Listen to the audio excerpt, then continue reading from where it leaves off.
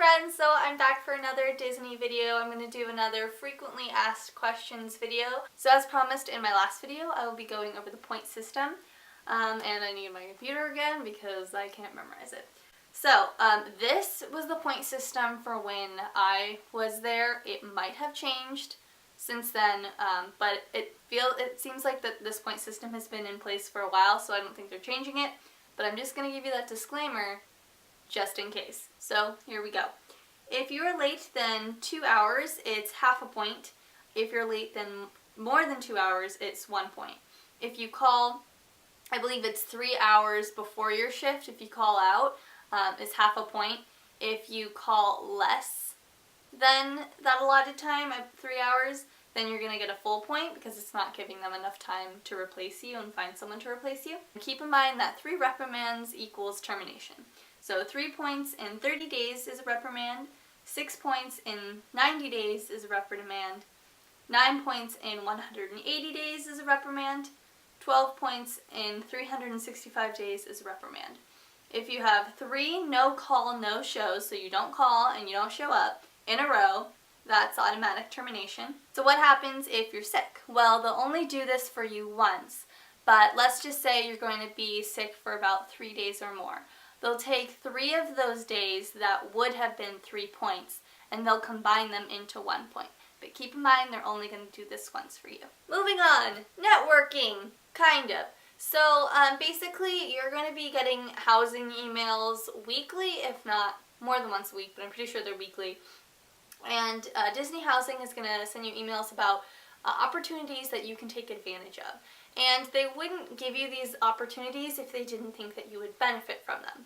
For example, there are some informational sessions about how to write a resume, how to network, how to nail an interview, stuff like that. There's also networking opportunities where you can go and meet and greet with some of people from corporate and kind of get to know their how they got into the business and, you know, how maybe you can do the same thing. Also, it's a great way to get contacts from the company. Keep in mind that these do fill up, so make sure once you get the email to sign up as soon as possible if you're able to go and if work is not a conflict. If work is a conflict and you really, really want to go to one of these things, I suggest going on the trading pages and trying to find a way to trade with a different coworker so you can go to one of these events. All of these things are different opportunities for you to get exposed in the company and to other people within the company. It kind of gives you an idea of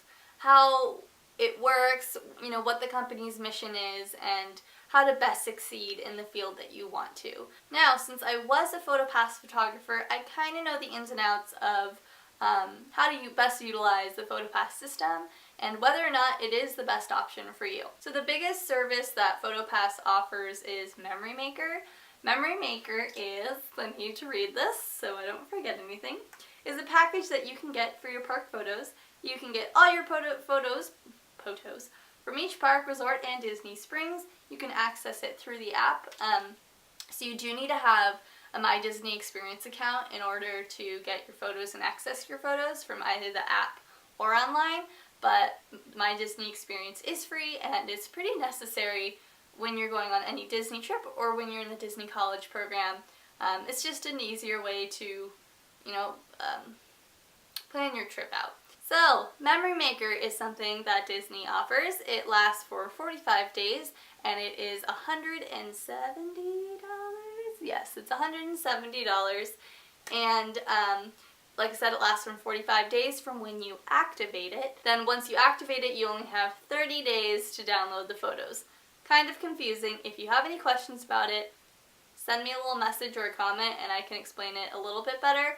But that's kind of the gist of it. So, because it's only 45 days and $170, I suggest that you do it either in the beginning of your program or in the end of your program, so the first 45 days or the last 45 days. The reason being is because the beginning and the end are most likely when you're going to be taking the most photos. When you first get there, you're all really excited and you want to take all the photos in the world.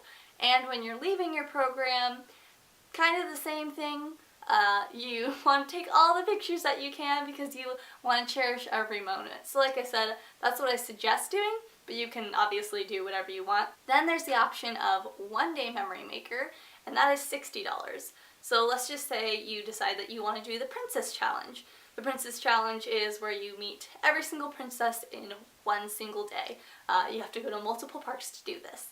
So the $60 one-day memory maker would be a really good option for this. I feel like I'm like selling to you, but you know. The $60 memory maker would be a really good option for this because it's a bunch of photos that you get for $60 value.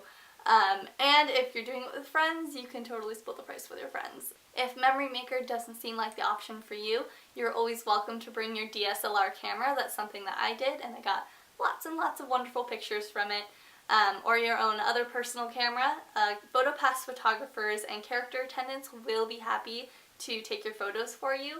All you have to do is just ask nicely and don't shove the camera in their faces because that kind of bothers them. Last thing we're going to talk about are apartments. So the apartments come with a lot of things like utensils and pots and pans. There are things that you can also get from the front desk if you might not have them. For example, you can get an iron, vacuum, grocery cart, and also sports equipment that you can rent from the desk. And in order to do this, you just give them your housing ID, and then once you return it, you get your housing ID back. Keep in mind that those things like the pots and pans and the spatulas, they aren't in the best condition, so if you do have the means to do so, I do suggest bringing your own stuff because, you know, like I said, they're not in the best shape. So yeah, that's everything for this video. Yay, I made another one!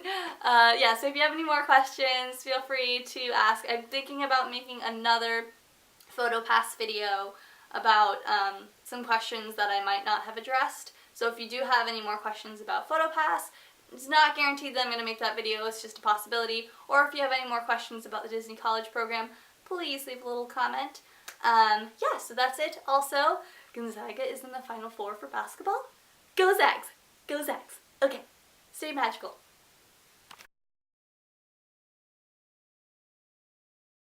Today we're going to be covering the point system, and I should have memorized this. I can't remember what I just said, and I don't want to replay it. Disney is all about helping its people and building them up, and I'm not going to use blah blah blah. So yeah, cool. Great question, Nicole. So, the this is so weird. Okay.